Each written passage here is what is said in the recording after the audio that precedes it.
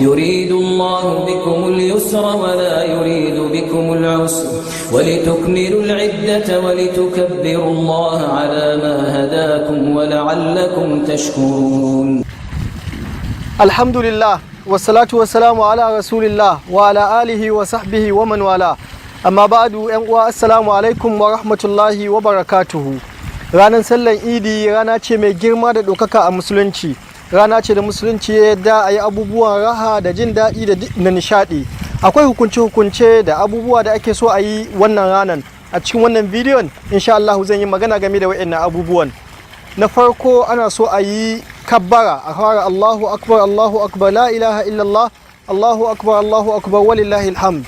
Wannan kuma da zaran an ce an ga wata ko kuma Ramadan ya cika kwana 30, saboda faɗa Allah maɗaukaki walitukmilul iddata walitukabbirullaha ala ma hadakum wa la'allakum tashkurun, domin ku cika idda kwanakin watan Ramadana kuma ku gode ma Allah akan abubuwan da ya arzita ku, ko da za ku kasance masu godiya ga Allah.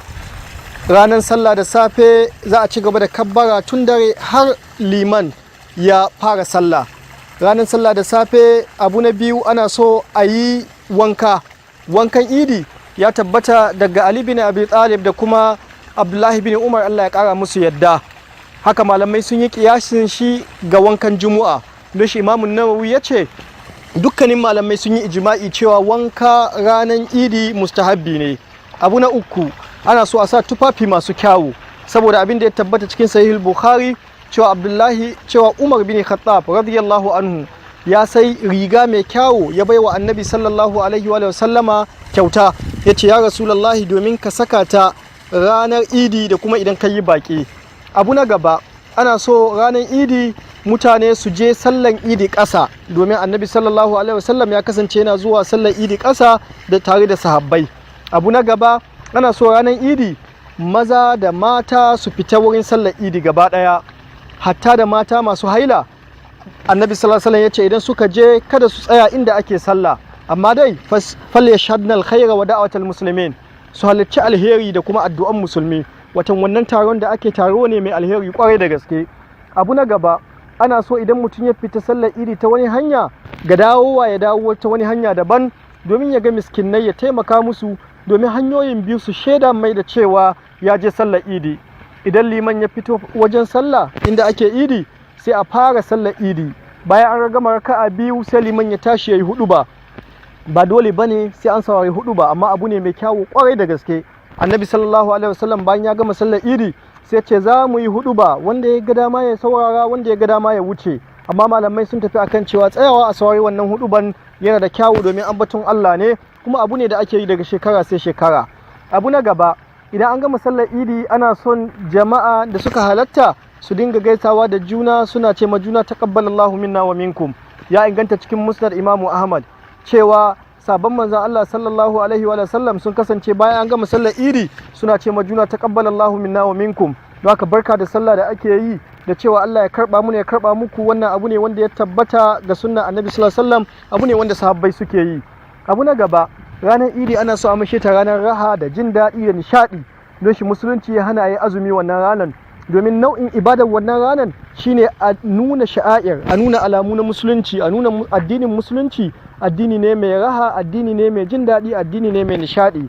Ya tabbata cikin Sahih Bukhari cewa ummul mu'minin Aisha radiyallahu anha tana da wasu yara guda biyu 'yan mata a cikin ɗakin ta ranar idi. Annabi yana nan, wa'annan yaran suka fara waka.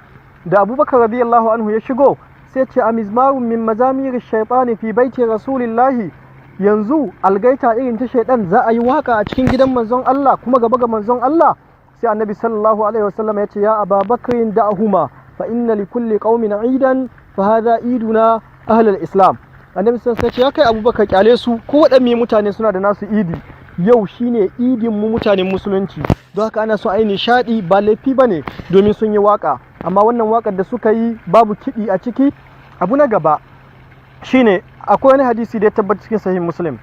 Ummul mu'minin Aisha radiyallahu anha take cewa ranar idi na aza haɓata akan kafaɗan manzon Allah sallallahu alaihi wasallam, muna kallon mutanen Habasha suna wasa a cikin masallaci.